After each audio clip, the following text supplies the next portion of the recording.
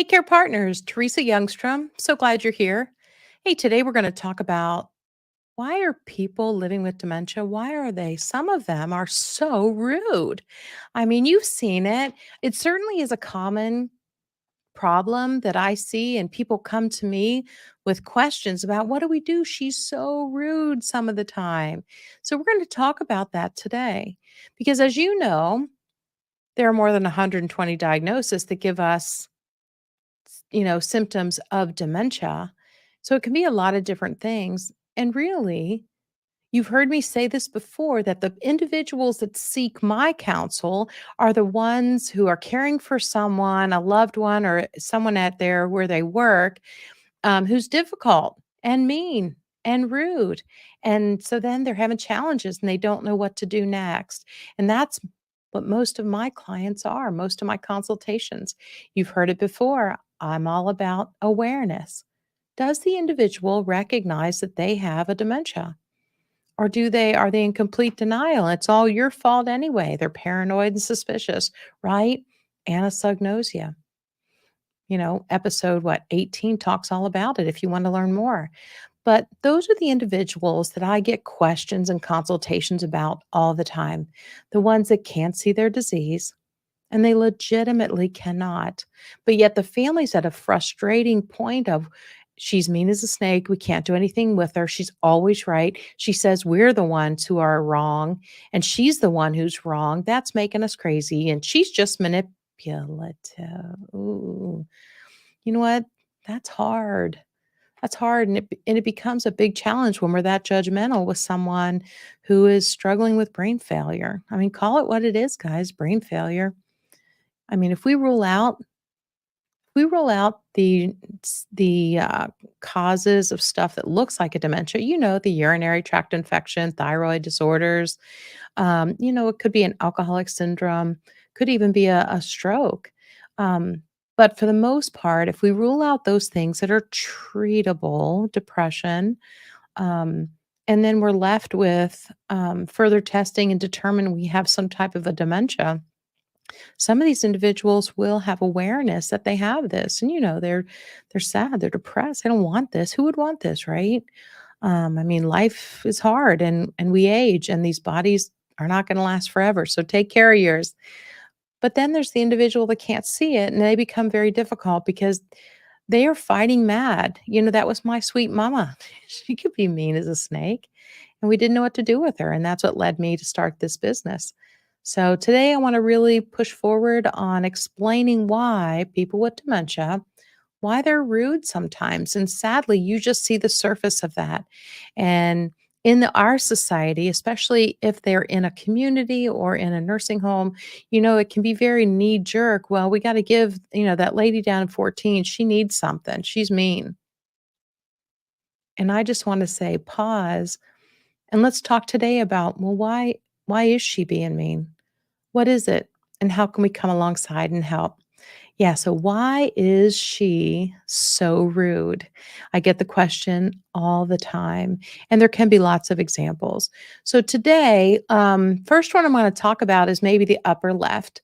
And that could be, is it possible that she had a fall sometime and got up and we don't even know about it? Maybe she's in pain. Maybe she's in pain and she's unable to tell you that she's in pain. I have known individuals to walk around their community limping, crying, cussing for a day and a half before finally someone says, something's wrong. We got to get this checked out. Let's get an x-ray. Holy cow, she's got a broken hip. You think that couldn't happen? It happened. Okay, it happened.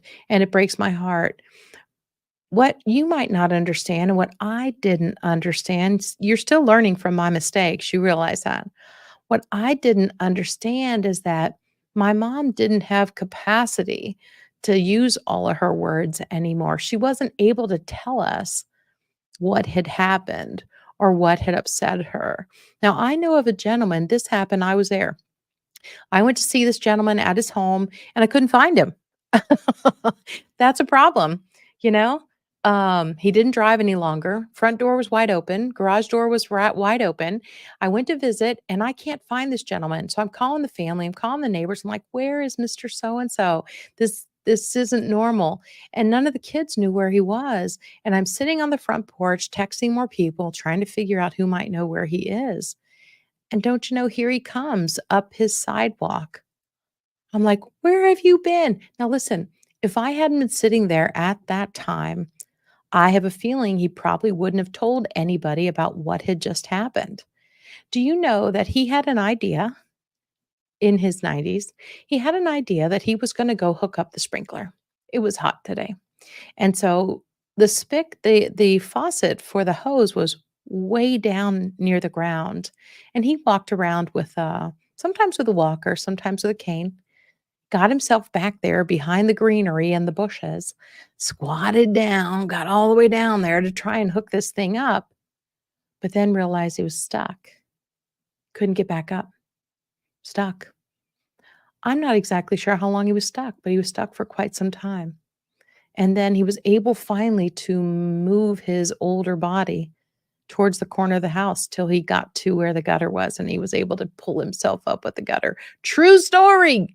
True story. So maybe they've had an injury and they don't either have the memory, the wherewithal to tell you what happened, and so sometimes it's good just to kind of, do a little physical exam or kind of check things out and see if anything's hurting, because they may not be able to tell you.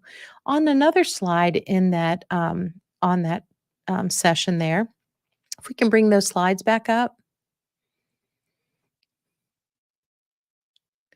that bottom, it's the bottom left for me, and so maybe your person is frustrated, anxious, so rude. Maybe she hasn't slept in 2 days because she's been up trying to find how to get to the exit because it's her job to pick up the kids, and she can't find how to get out of this place, and she's trapped. But, in her mind, she's gotta get those kids. They're waiting on her. It's her job. She picks up the kids after school, and even though she's living back in time 40 years, in her world, it's absolute a reality. But now she's been up for a couple of days. Okay, so how sweet are you going to be? Been up on your feet for a couple of days. Ankles are getting swollen. She is not, she hasn't, her routines are all messed up. She's exhausted. Could it be something like that? You know, maybe they had a run in with somebody earlier in the day. I've told you that they may not remember all the words that are used, but boy, they remember how people make them feel. And so if someone was in there earlier than you and maybe said the wrong thing, did the wrong thing, you know what? They can get a good mad going on. And you might walk in and you're just walking into the mess.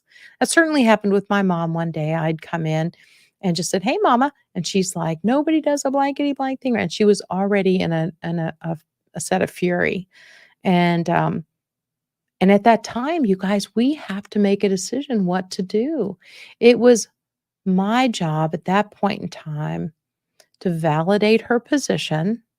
What does that mean? Validate? Well, accept and agree and get on her team and let my tone and body language all agree with her that that shouldn't have happened. Are you kidding me? She said, "Nobody does a blankety blank thing in this house." She said, "I've had to clean the closets and wash the windows." Now, she was wheelchair bound.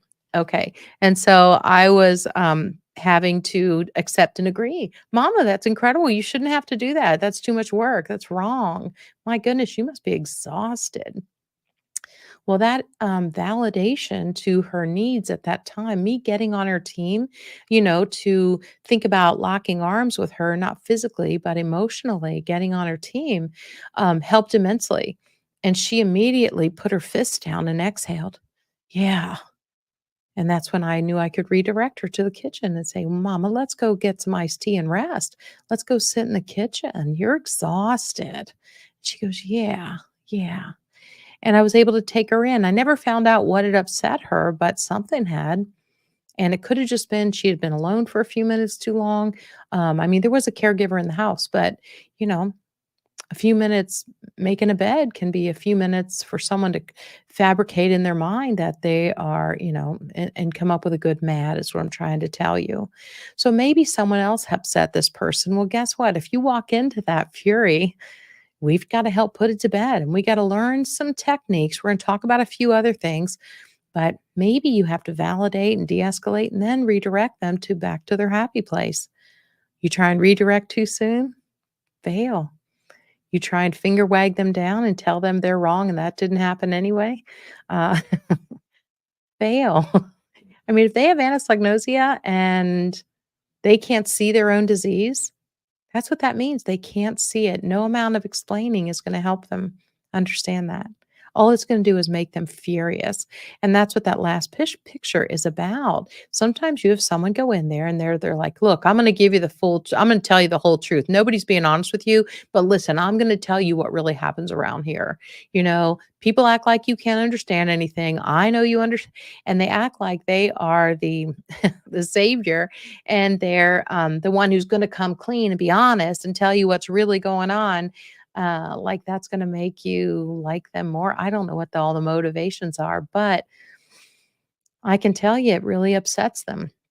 They may not remember the words, but they remember how that made them feel, and they can stay mad for a long time if we don't have techniques on how to bring them back to a baseline. Okay. So we may not figure out, those are just a few examples. We may not really figure out what exactly is going on and what caused the mood change. Okay. But what we do need to know is someone has to change. And who needs to change? Yikes, we do. That's right. And when I teach this, people are like, "Wait, what? What do you mean? They're the one that's sick. I'm not sick." Well, that may be true that they have that diagnosis, but can I tell you that if two of us are having a conversation and one of them gets a good mad going on and one of us has a sound brain and one of us does not, who do you think can change the way they're doing things? It can only be us, guys. Think about it. It can only be us. We're the ones who need to change. Well, what in the world do we change? I know some of you are going, okay, tell me what to change. I know I need to change. Listen, I'm on your team. Okay. It's why I do what I do. That's why we have, our company, A Better Approach to Memory Care. It's why we have it. Go to the website, teresayoungstrom.com. You can find a lot of great information there. Or if you need to connect with me and get a consultation, we will. We can do Zoom, right? Wherever you live, we can do that. So that's why I do what I do to help you understand better why they do what they do and how we can come alongside. And maybe you can learn to maybe figure it out quicker than I did. You know what? My mom kicked me out of the house before I wised up. All right. I was, a registered nurse and was pretty seasoned, thought I knew my thing, had worked in memory care, thought I knew what I was doing. Wrong again. Yeah. Just, I'll eat that humble pie all day because this old nurse needed to go learn a thing or two. And I did. And I did. And so I hope you can learn from my mistakes. And so what do we change? Well, first we got to change our attitude. A lot of times by the time people come to me for help, they're burned out. You know what? They have been yelled at, cussed at, punched, maybe punched, if you don't know how to communicate, if you don't know great techniques, stuff like that can happen. So we got to start by changing our attitude. And before we ever walk into their presence, we need to, take a breath and remember who has dementia and who doesn't. This is a chronic debilitating disease, right? And they didn't ask for it. And I just hope and pray that, if the tables turned and I'm the one who needs the help, that my caregiver, my person will take the time to get better training and better techniques to come alongside and join me on that journey. Okay? So take a deep breath. Let it go. Let all that anger and fear and frustration, let it just stay outside their room or their home. And then be sure and notify your face. Put a good smile on because guess what? Mayo Clinic says that your tone and body language are more important than your words. What's that? Tone and body language. Tone and body language. Huh. So I guess I shouldn't walk in and go, "Good Lord, are you still wearing that outfit?" Okay, and some of you have done it because I did too. Big mistake. That's no way to greet somebody, even if they have food on it or whatever, they've been wearing it for 3 days. We can teach you how to come alongside and get that shower to happen. But, it's so important that you find a way to put a smile on their face and set the tone for this interaction. Teepa Snow says, if we can, in the first couple of minutes, if the approach is good, she teaches all that positive physical approach. And it's great. It's great. Proven technique. But it'll increase your chances of getting what you need to get done that day by, I don't know, 75%. It's huge, maybe even higher. So it's so important that you approach from the front. Don't startle these folks. I've told you before, but I'll tell you again, they lose peripheral vision. They lose the side vision. Okay, so how should you approach them? Think about people living with dementia like they're wearing a scuba mask.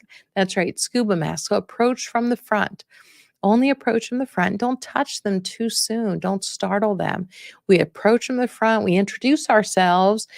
We put our hand out and we wait with a nice, gentle smile on our face. Remember tone and body language. You've already relaxed yourself outside before you came in, right? Leave your problems outside. Hey, Teresa the nurse, so great to see you. And we wait. We wait. We wait. We might wait a minute and a half. But if then they check you out and they're like, oh, looks safe, and they put their hand out, score. You know what? If they put their hand out, you have just gotten permission to touch them. How cool is that? That is so great. So that'll help immensely. Um, you need to add at that point a sincere compliment. A sincere compliment. Not something, not like, oh, it's going to be a great day today. What did I say about tone and body language? That really wouldn't help you believe anything. And chances are you're going to kick me out of the house. I remember going to counsel a family there. Well, actually, it was at a community, and there was one resident there who they had such a hard time with, and they couldn't figure out why. But what I saw the caregiver come in and just rush to her task. She came in and said, "Well, it's time to do this. Let's do that. Come on, come on, come on." And I went, "Uh-oh. Have you heard me say this? If you haven't, if it's new to you, keep in mind it's all about the relationship. It's all about the relationship. What does that even mean? Well, the thing is, if you're going to come in and do stuff to me, especially if you're going to help me with hygiene or something, my goodness, since when did we think it was okay to take our clothes off for a stranger? That's not appropriate. And so, if you want to position yourself to win, I would get to know this person a little bit. I'd approach from the front, maybe pull up a chair or a stool and get to know them a little bit. Don't ask too many questions, but you could tell them some stories. You could compliment maybe a decoration in their room or the bouquet of flowers. Those are so beautiful. Those are my favorite color. I love those. They really brighten your room. Okay, be a nice compliment. You didn't ask for anything, but it might put a smile on her face, get a few endorphins going, maybe settle down the cortisol from having a stranger walk in. Okay. And maybe start the conversation that way. Maybe in order to get someone who doesn't have awareness of their disease, get them into the bathroom might be to, you know what? I really need your help. Because I was hoping, I really need maybe you need a fingernail clipper, or maybe you need to find the toothpaste, whatever it might be. And you can ask her to come help because you're having a hard time finding that. And you heard she was a really good finder. Again, have to have sincerity, not corny and not insincere. Otherwise, you blow it and it's not going to work well for you. Okay. So once we learned that this individual was much further along in her disease than anyone recognized, once I explained that to them and that they needed to do a couple of different techniques to work with her, it changed everything. So keep in mind that a lot of these individuals may have lost their communication skills. Maybe their language and cognition is not great. They may not really understand all the words you're using. So go slower, use your hand motions, right? Come with me. I really need your help. So great. And, facial expression to communicate more. And you might need to do fewer words. If you've met one person with dementia, you've met one person, they're all different. I want to be careful of thinking that you do A plus B equals C with people living with a dementia, some type of a memory failure diagnosis, because it doesn't work like that. These are individuals, they need personalized care. They need us to come alongside, join them on their journey that's gonna be different from anyone else's journey.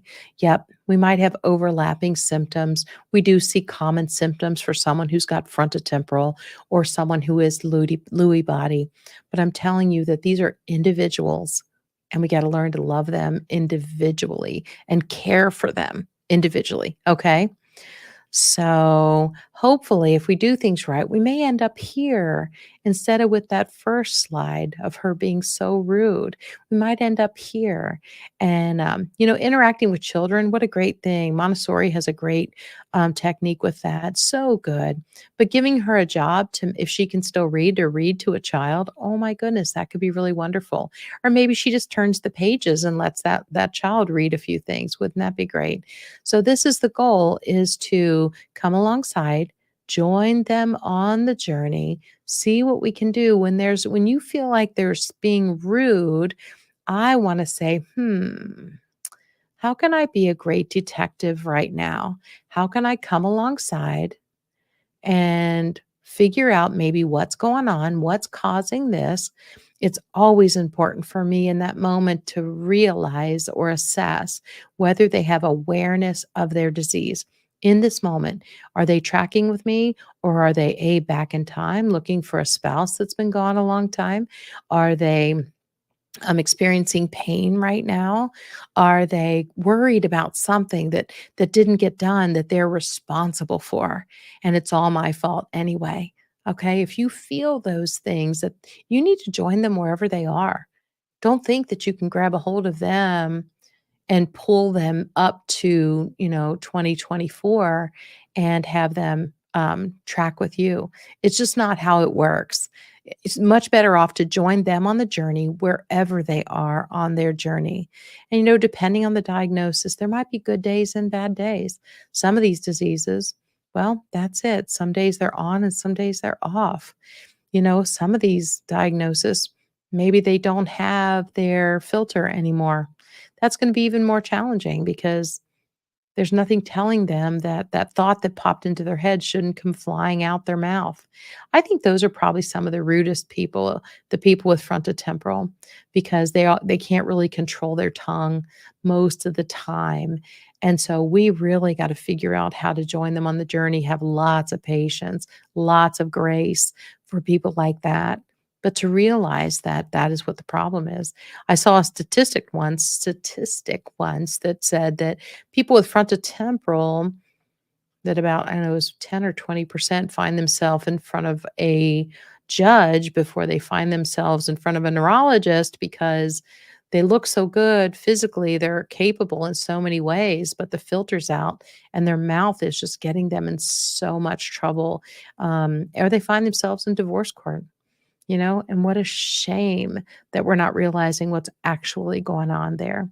I think more and more your first responders are getting great training, and they're realizing what's going on with some of these individuals. They're being sent out because of a disturbance or an altercation or something, and realizing more and more, having awareness that dementia is a real thing and it's affecting us in a lot of areas. And the most challenging thing is, you can look as good as you and me, and you can have something going on, and you can have good days and bad days. Okay. So, hey guys, you know how much I care. I'm here because I made these mistakes. I'm here to help you. And we are on a regular basis doing consultations with a better approach to memory care. I hope that you'll like and subscribe, and help us further the podcast, so we can reach more people like you and beyond, people who are having challenges caring for a loved one. That's a difficult season in life, and I hope we can shed some light on how to do it better. Okay? That's it today from Teresa Youngstrom. You got this.